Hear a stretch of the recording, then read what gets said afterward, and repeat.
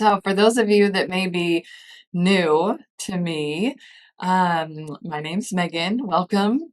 And I am a cyclical living guide. So, I support people to connect to cyclical ways of being, mainly the menstrual cycle or the earthly cycle in seasons.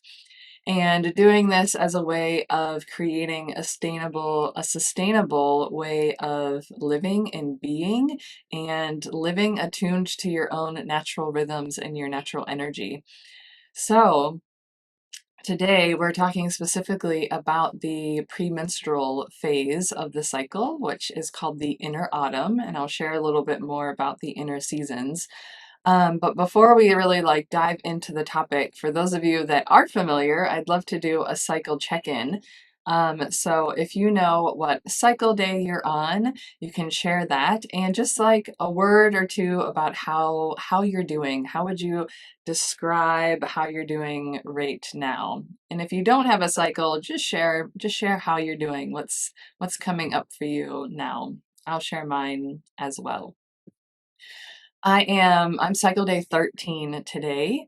In my inner summer, yet my ovulation has not shown signs of arriving yet, so I'm still waiting for that sort of ovulation boost kick of energy to come in. And after a really rough inner spring, it's probably one of my more difficult inner springs this cycle, with lots of inner critic talks, lots of self-doubt, lots of, am I doing the right things in my life? Am I in the right place in my life? All of these sort of existential questions. What does it all mean? But feeling just today, I had a really rough day yesterday, but just today started feeling a little bit more grounded. And my partner and I were a little bit rough in the past week, but today it sort of settled down as well. So yeah, feeling much better today, much more grounded, much more settled, much more hopeful. So that's the energy I'm bringing today. So I will start by saying some of the things I will share in this talk. When they are coming from the medical side of things, I am not a medical doctor, and a lot of the information I receive from the physical medical side of the cycle is from Laura Brydon, who I recommend for anybody really wanting to dive into that physical healing, physical understanding of the biological process of the cycle. And so just saying, yeah, I'm not a doctor. My area of expertise is in the psycho-spiritual awareness of the menstrual cycle and the energies that the seasons and the phases of the cycle hold because of our hormones and how they are shifting and changing throughout the cycle. So I'm going to be sharing both sides of that, but just saying that I'm not an expert in the medical side of things. So if you want more information on that side, I would definitely check out Laura Brydon. Okay, the other thing I will say is that there is a huge lack of research on the cycle in general, but specifically the premenstrual side of things, and how this premenstrual phase affects us, and how it affects us living in a society that, oftentimes shames the premenstrual phase and is a bit taboo, right? Talking about these things that we experience in the premenstrual phase. So there's just not a lot of information and research out there to access deeper wells of knowledge and wisdom about this. So a lot of this is going to be learning your own signs and signals and invitations, and learning, yeah, where your area of where you're being called into your own healing, because there's, again, not a lot of info out there. So let's start just by talking about the energy that the premenstrual phase and the inner autumn holds. So this is a transition phase. So if we look here, we see hormones at their lowest during, this is the inner winter, the time of menstruation. Then in spring, mainly we're focused on this estrogen rise. Then in ovulation, we've got this huge surge of hormones that are supporting that release of the egg.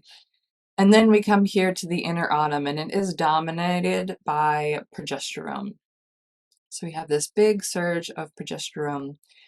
And this is the transition. We're transitioning from ovulation to menstruation in this phase. So ovulation, our energy is the most sort of like up and out that we experience in the cycle.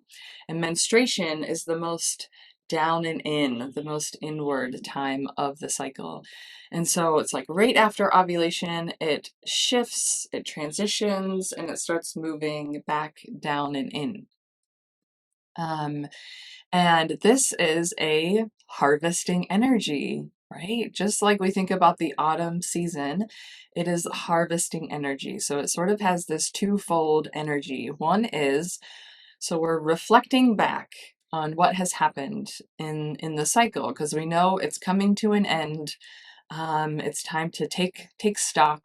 So you're looking back in this cycle, in your life, you know, like you can look back as far as you want to, and begin to harvest. We're going to harvest those things that we want to keep, those things that are really supporting us, really beautiful, that we want to carry forward. And then noticing after the harvesting is done, right? Noticing those stocks that are left that we don't want to keep anymore. So those things are not supporting us, that are not serving us. You know, our shadow self comes to the surface so we can see these things that we haven't integrated, that we, you know, that are life draining. And so then it is letting those things decay, right? Compost into the soil of our being so that then they can bring new life in the next cycle. So it's sort of this double-sided energy where we're gathering the harvest and we're letting go, and letting those things that aren't supporting us to decay and be the food for the rebirthing energy in the next part of the cycle.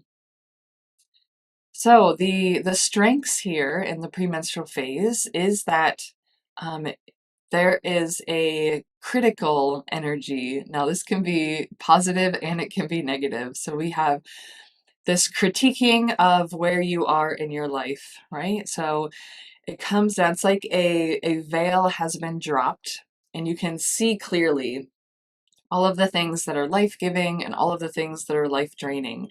And you get to discern and decide, am I where I want to be? Or is there a course correction that I would like to change and make a new step on a new path?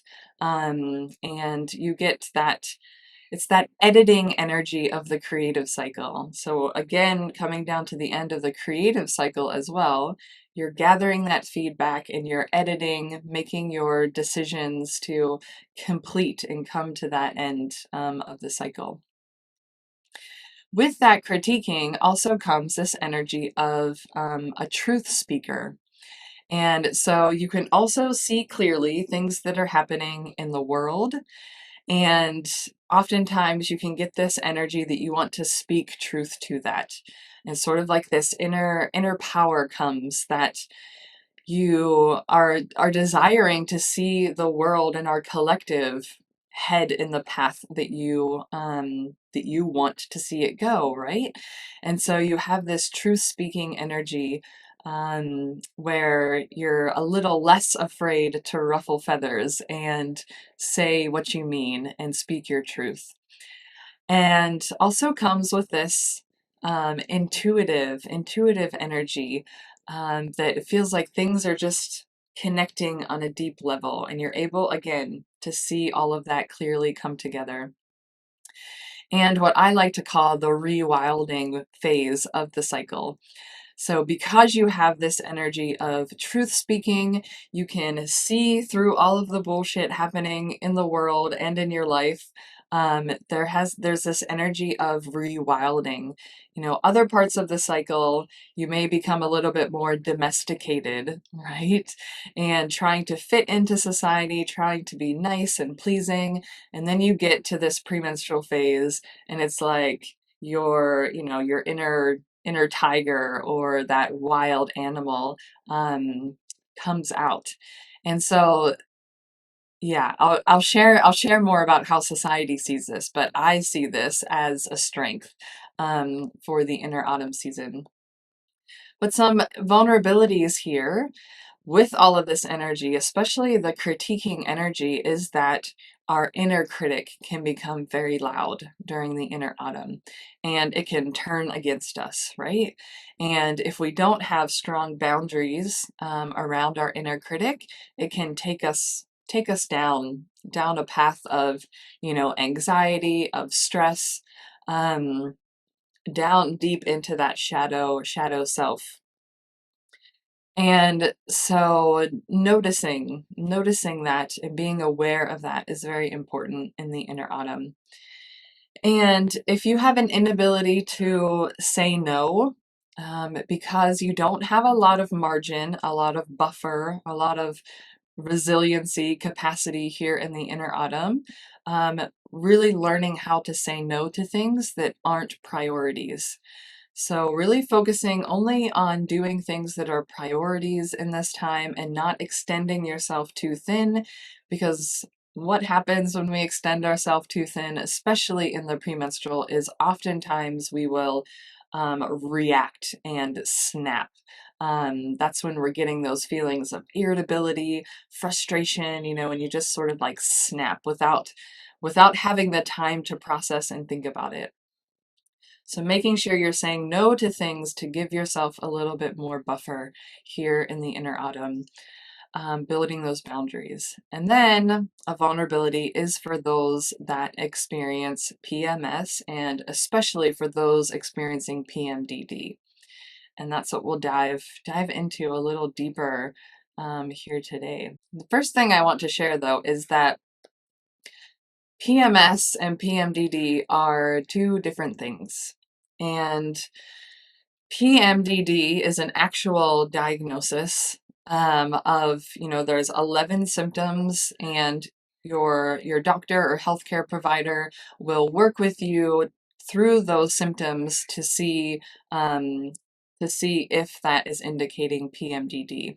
And those symptoms, I'll share a little bit more later, but the symptoms with PMDD only happen during the premenstrual phase. So they're only happening because of a reaction to progesterone.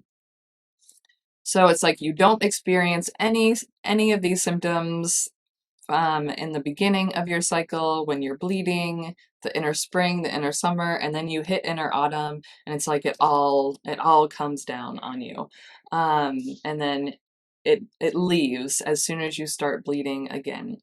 And that's an actual diagnosis because of a biological process where your brain cannot process that shift in the hormones, and the receptors in your brain aren't able to, they're very sensitive to that hormone of progesterone. So that's an actual like biological process and diagnosis. So if you think you have PMDD, reach out to a healthcare provider, and that might help you actually get that diagnosis. Whereas what we call PMS is there's sort of like two folds to PMS. The first thing I want to share is that I wish there was a different name for it. I do not like the name premenstrual symptoms or premenstrual syndrome. Like I do not like that. I can't really think of a better one. If you can think of a better one after we're done sharing here, I would love to hear that. But I I believe a lot of the things that we experience in the premenstrual are are demonized by society and not seen as normal because they don't fit into a narrative of the linear way of living that has been set up in our society by patriarchy, by capitalism, this idea that we are always supposed to be the same day to day, right? And because we have these shifting hormones, I mean, if you have these shifting hormones, how can you feel the same day to day? Like it's impossible to feel the same day to day because of all of these shiftings that we're experiencing, right? So if we just look at estrogen, right? So we have this estrogen and then progesterone. Estrogen activates, there's been some studies done, some small studies, and like I said, there's still a huge lack of research, but estrogen activates the parasympathetic, that rest and digest of your nervous system, letting your body know that it's safe, that it can come into a state of rest.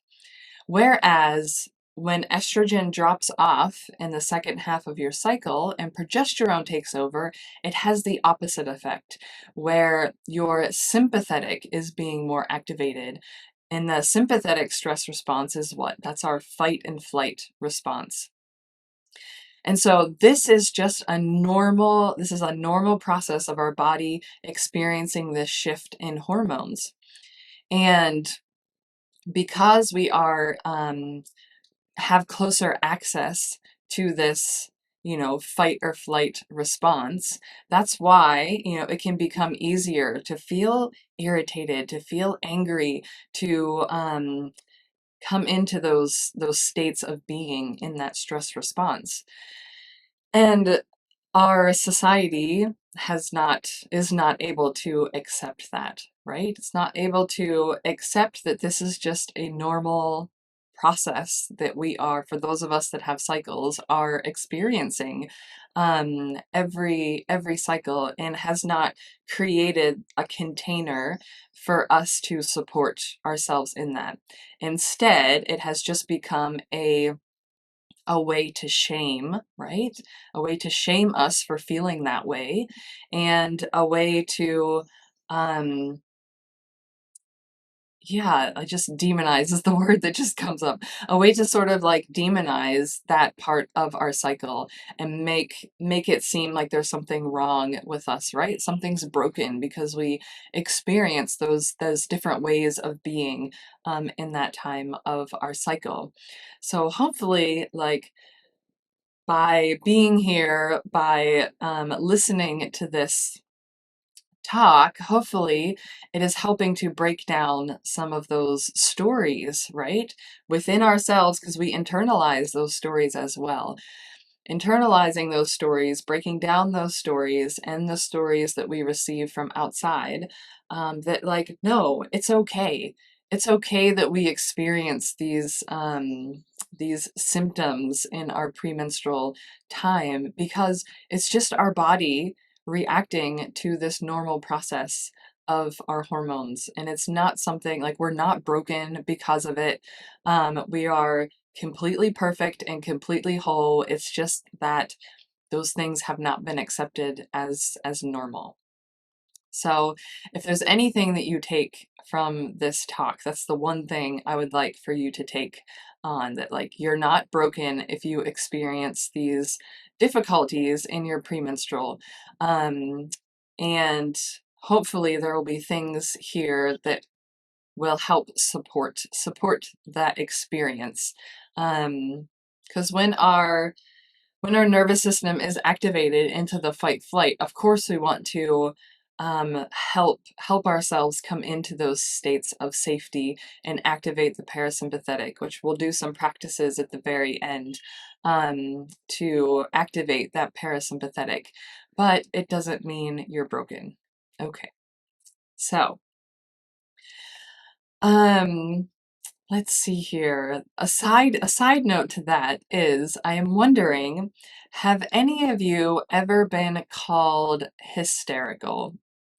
Have you ever been called hysterical because and having it linked to being something about your cycle? So this is just a little side note trivia piece of where the term hysterical has come from. So it comes from a Greek word, hysterikos, which means suffering in the womb.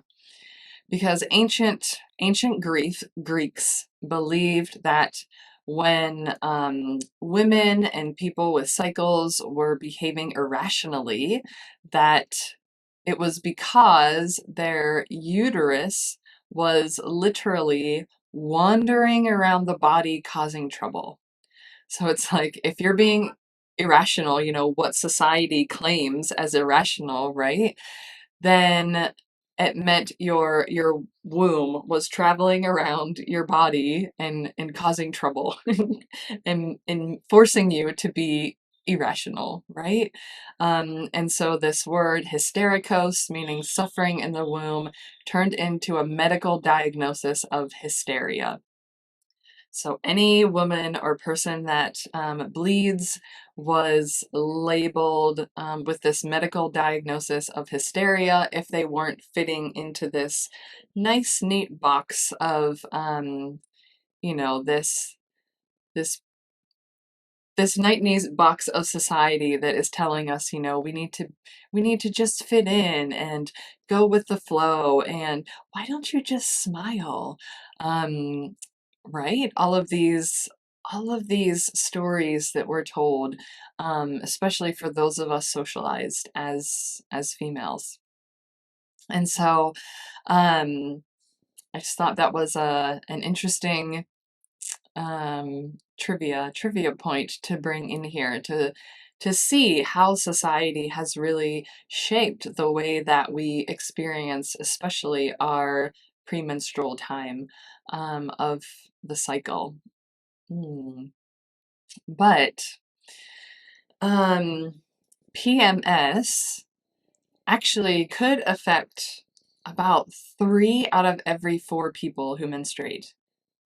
3 out of every 4. That is, um, 3/4 of all people that menstruate. You think about all of the people in the world that menstruate, 3/4 of them could be experiencing these difficulties in the premenstrual. Um, so let's talk about some of them. What are some of the difficulties? And some of you have already shared some of the difficulties you've had: bloating, aches and pains, breast tenderness. Um, what else do you experience during the premenstrual, that week before you bleed? Mm. Brain fog. Yep, I was just gonna say poor concentration. A heavy chest. Interesting. Mm. A heavy chest. Yeah. Um, you may experience more joint or muscle pain. We have the food cravings, right? So our appetite changes.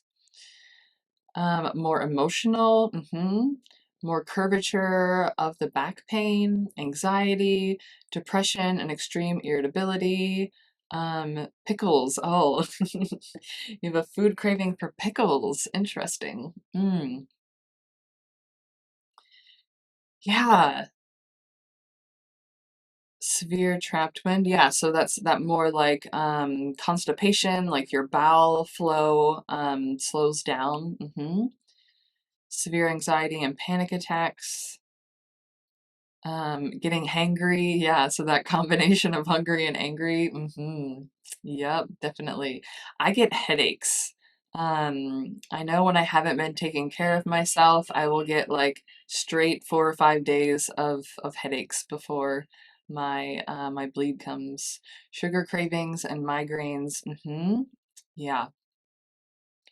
Now, for those to be sort of like in the PMS category, It's sort of like the things that still allow you to continue on with your normal everyday living. You know, they don't disrupt your daily activities. They're just sort of like this nuisance that is underneath the surface, but you can still sort of like carry on with your day. Now, if you find that these things and the 11 PMDD indicators, which are depression, anxiety, mood swings, irritability, and marked anger, decreased interest on things that were interesting before, difficulty concentrating, fatigue, appetite changes, sleep difficulties, feeling out of control, and sort of like the physical pain. Those are the 11 PMDD indicators. And if you find that those things are really overwhelming, that they take you away from your daily activities, they, you know, and again, they only come during the premenstrual phase. So, you know, if you are feeling anxious and depressed the whole cycle, that's probably not PMDD. But if it comes on after your ovulation and it stops when you're bleeding, then that could indicate PMDD. So if those things are taking you away from your daily activities and allowing you to live a normal daily into your normal routines, then I would seek out a healthcare professional to help you diagnose and assess if that's what's going on. Because again, PMDD is an actual biological process of the brain being sensitive to the hormone progesterone, whereas PMS does not have that brain sensitivity and is just that reaction in the body to that shifting into the progesterone dominant phase of the cycle.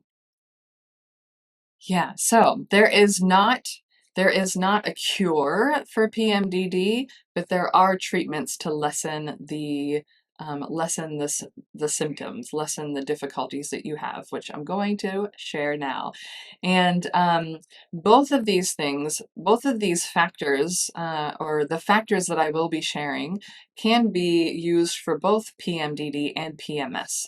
It's just that, you know, with PMDD, these factors, they're creating more presence, a stronger reaction in the body.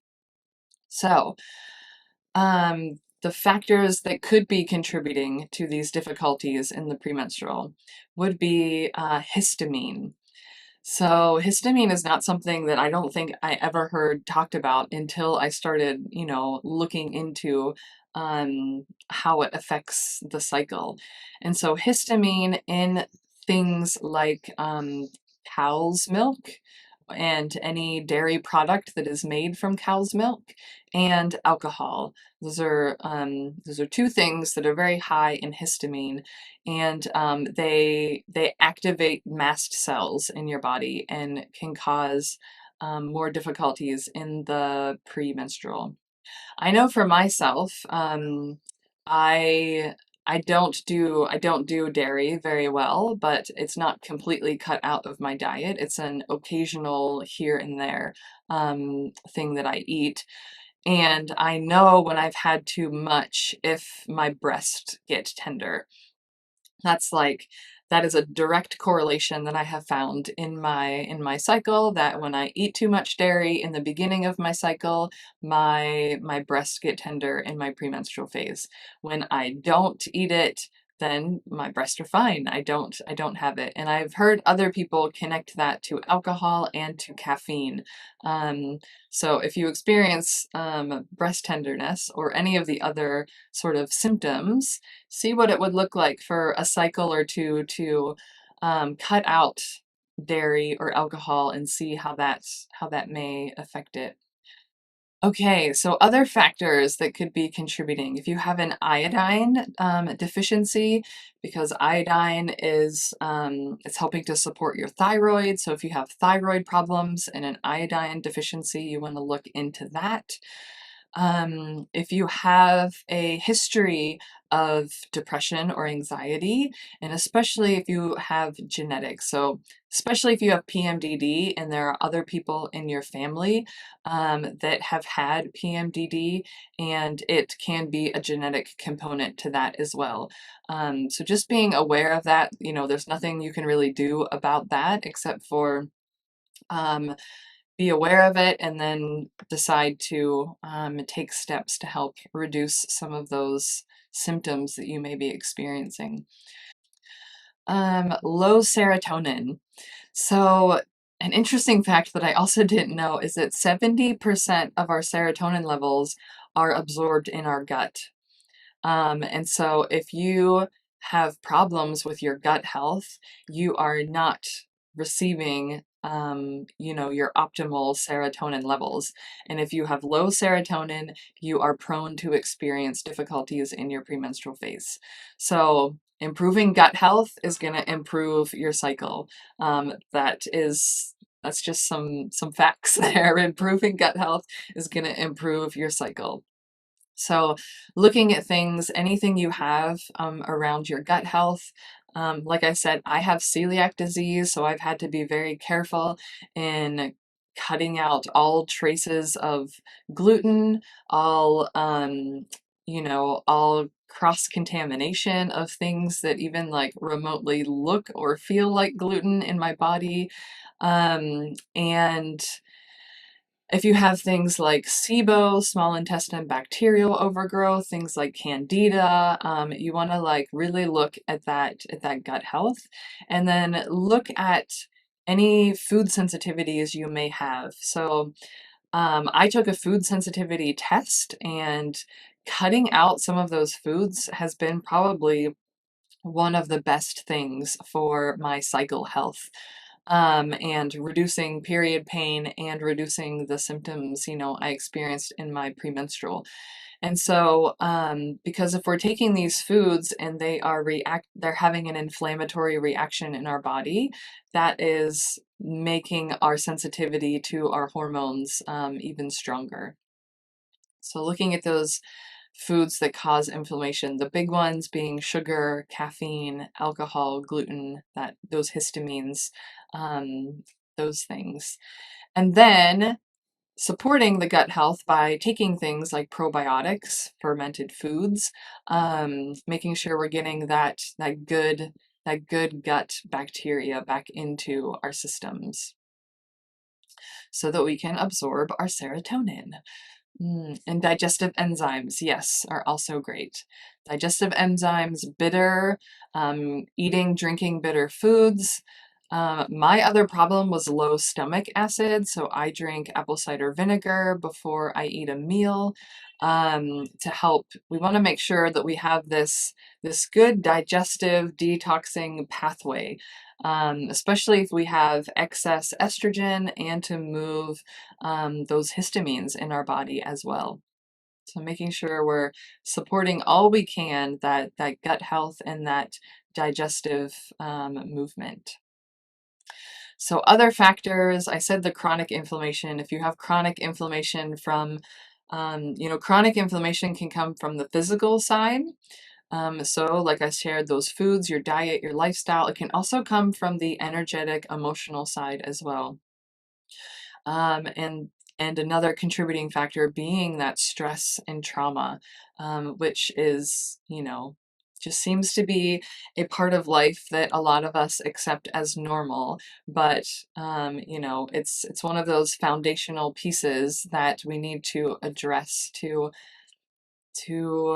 find more holistic ways of being and healing and well-being for us. So continuing on to address those things that are stressors for you and address any traumas you may be experiencing.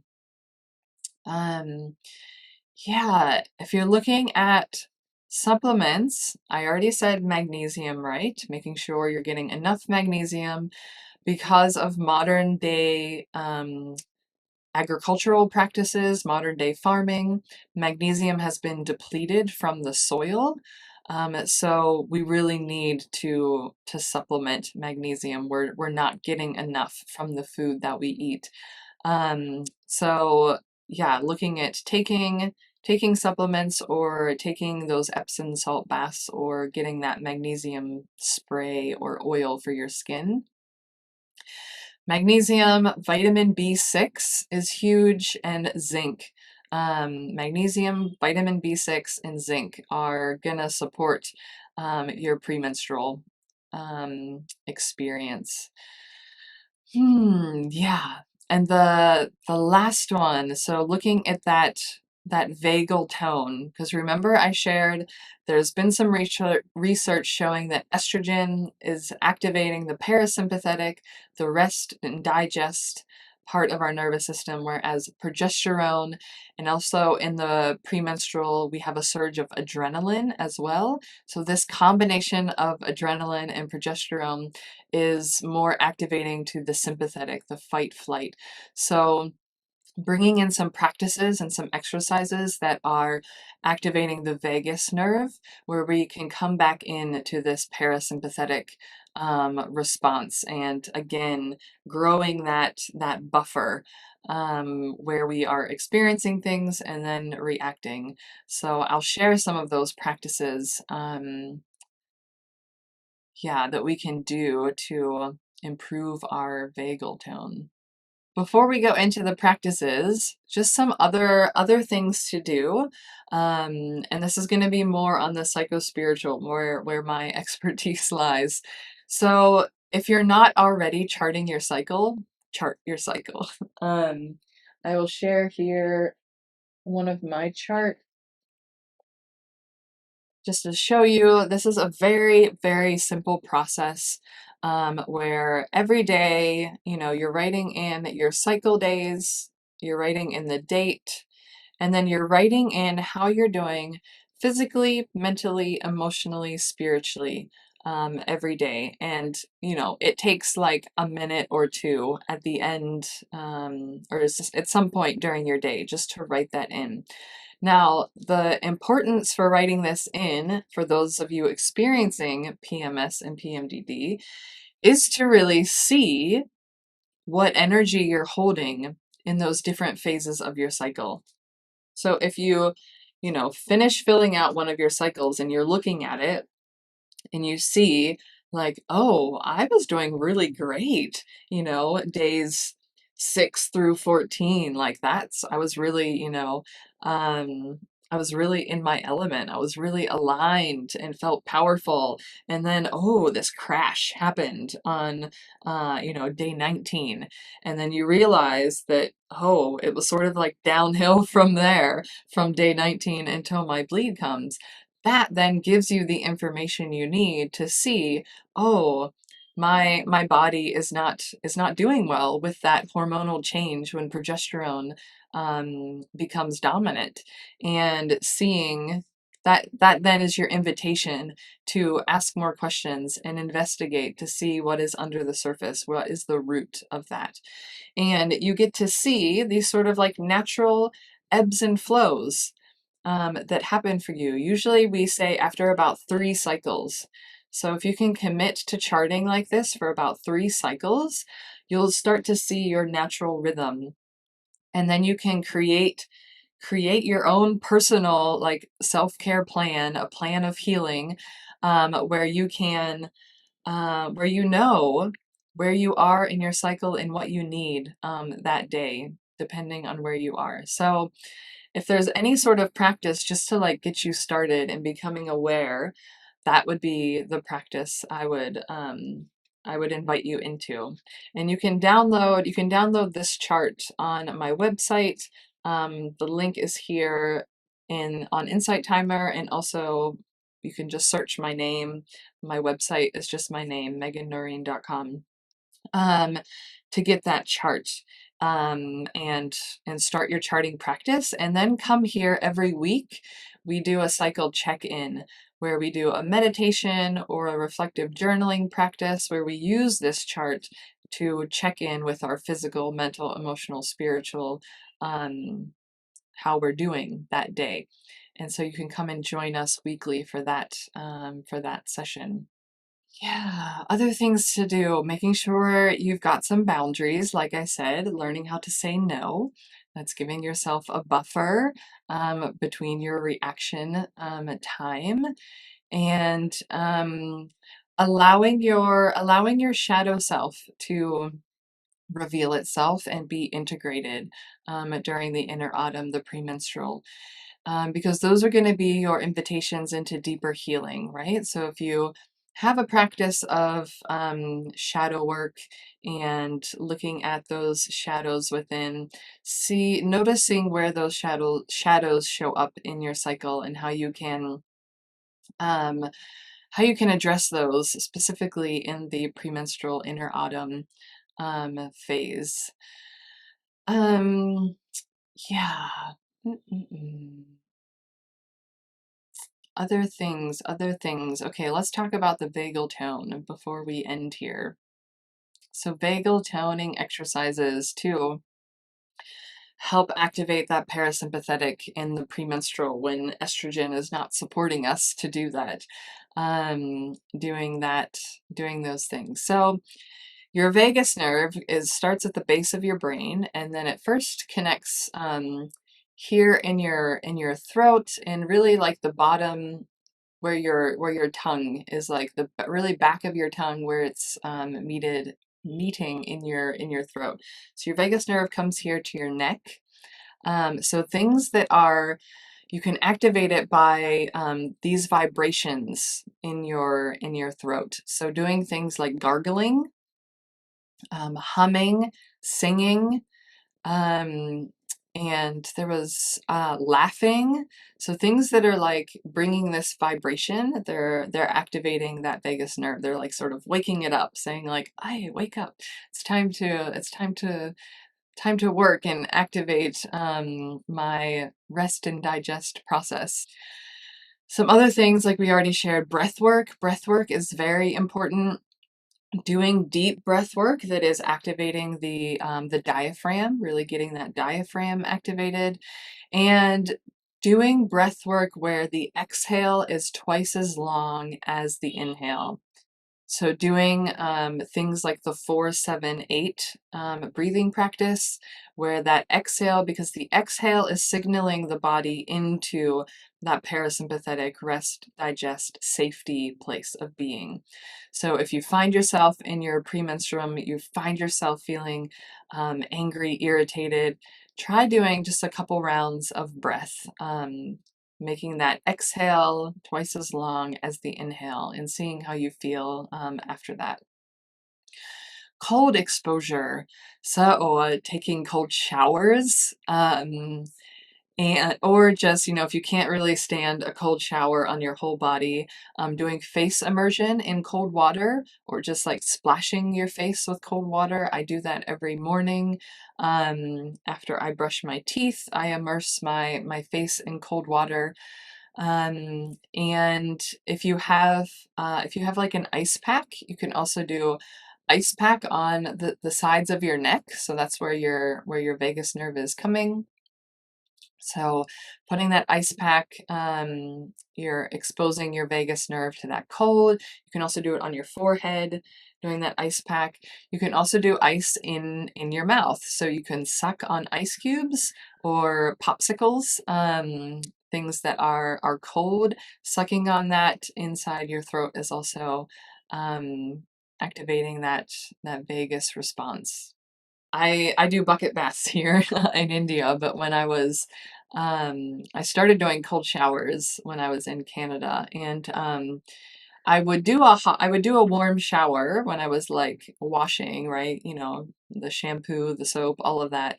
But then at the end of my shower, I would turn it cold, and I would just try and stay in the cold water for as long as I could until it was, too much, and then I would hurry up and get out of the shower and put on, you know, like a nice warm robe. And so that was sort of my practice to get like a little bit of cold exposure in there. And if you have access to natural bodies of water that are cold, like lakes, oceans, rivers, I know there's a culture of people that you know, jump in the cold bodies of water.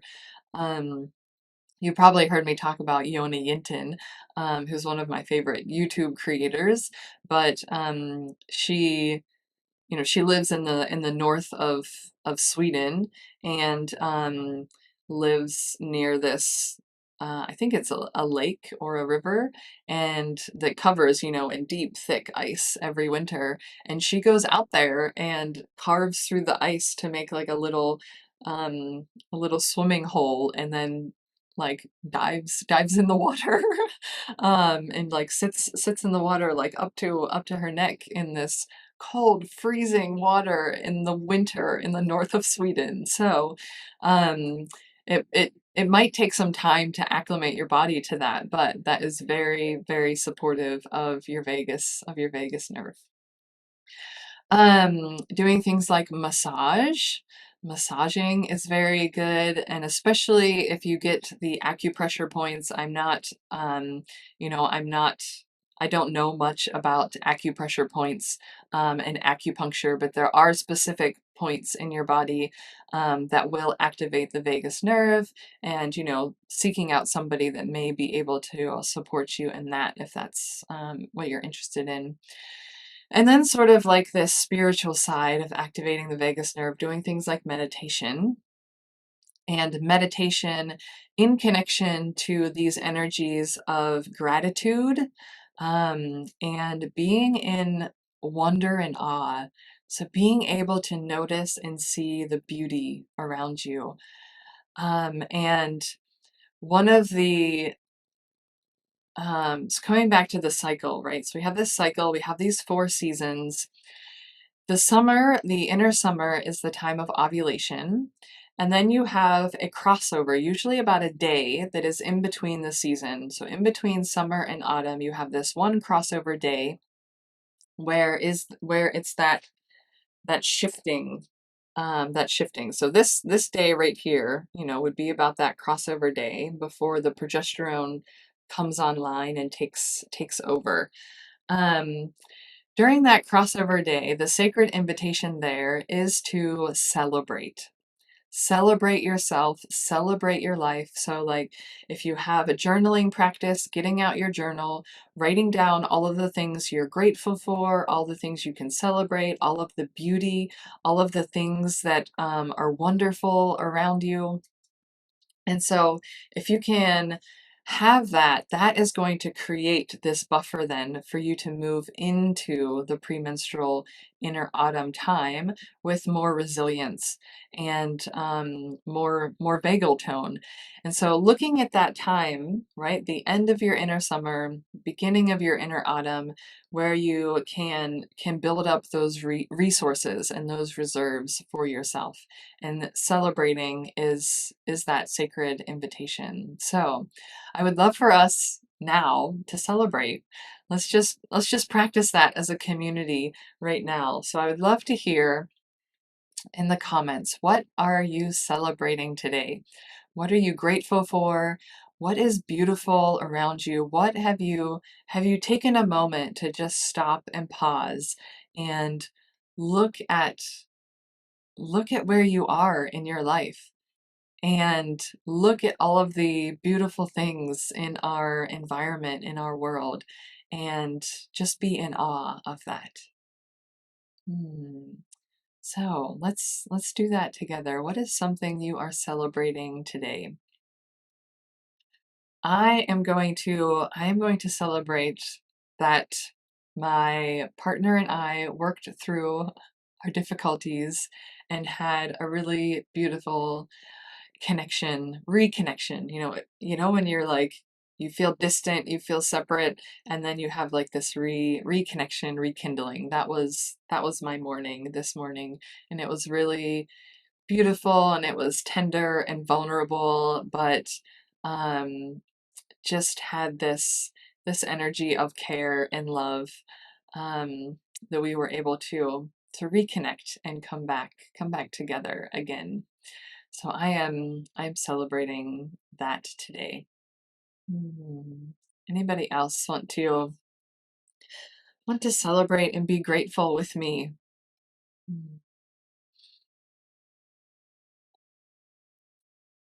I know you all have things to celebrate. We all have things to celebrate. Even if it's not anything big, right? We can celebrate that we are here, right? We can celebrate we're here, we're together, we are breathing and alive. Like, what a beautiful thing that is, that we can put our hand on our heart and feel that blood flowing through our body. Um, mm, I'm feeling better after having COVID for 10 days. Yes, beautiful.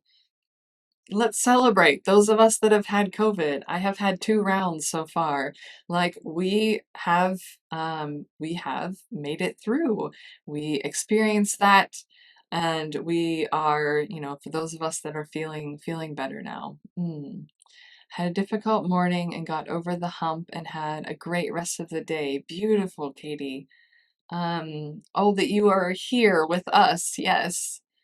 Oh, that's beautiful. It's lovely to have you here, Marjolaine.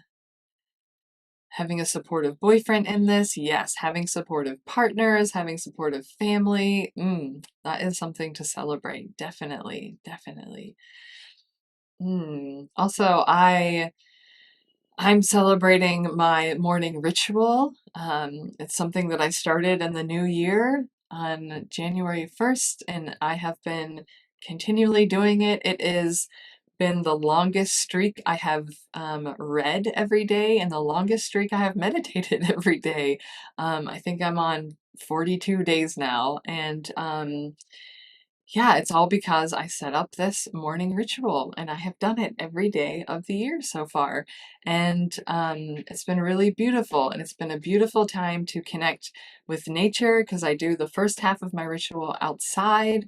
I don't know what it's going to look like when hot season comes and I'm sweating really bad being outside. We'll see. We'll see how that changes.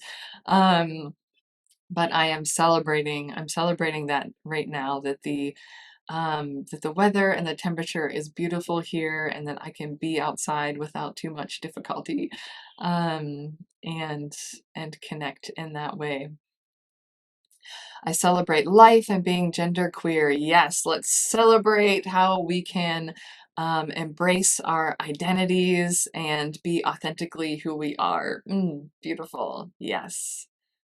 Yes, that is beautiful.